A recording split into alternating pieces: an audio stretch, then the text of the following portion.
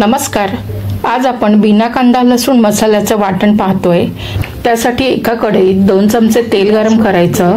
तेल गरम झालं की 1 चमचा धणे हलके गरम करायचे। त्यानंतर 1 छोटा चमचा जिरं भाजायचं, अर्धा चमचा बडीशेप भाजायची, 2 चमचे सफेद तीळ भाजायचे।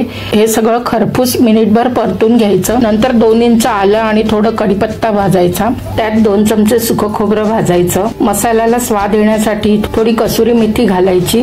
ती चांगली भाजली की 10 भिजवलेल्या बेडगी मिरच्या घालायच्या आणि 2 भिजवलेल्या काश्मीरी मिरच्या घालायच्या। 10 भिजवलेले काजू घालायचे।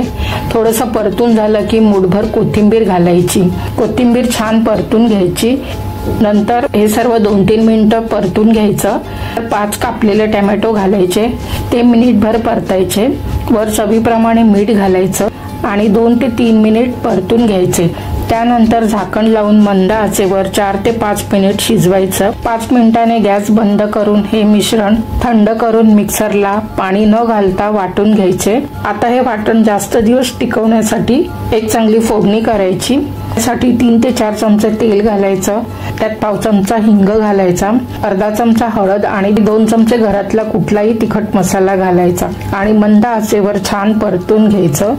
मग त्यात वाटलेलं मसाल्याचं वाटण मंद आचेवर छान परतून घ्यायचं आणि झाकण लावून 5 मिनिट शिजवायचं। 5 मिनिटांनी बिना कांदा लसूण मसाला तयार झाला आहे। हा तुम्ही महिनाभर फ्रीजर मध्ये ठेवून स्टोर करू शकता। हा मसाला उसळी किंवा मसालेदार फळभाज्या यामध्ये वापरू शकता। तर इथे या मसाल्याची एक उसळ करूया।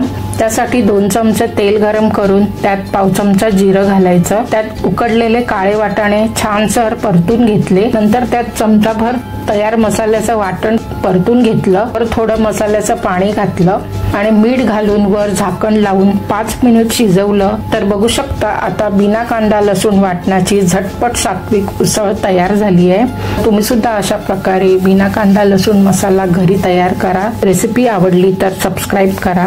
धन्यवाद।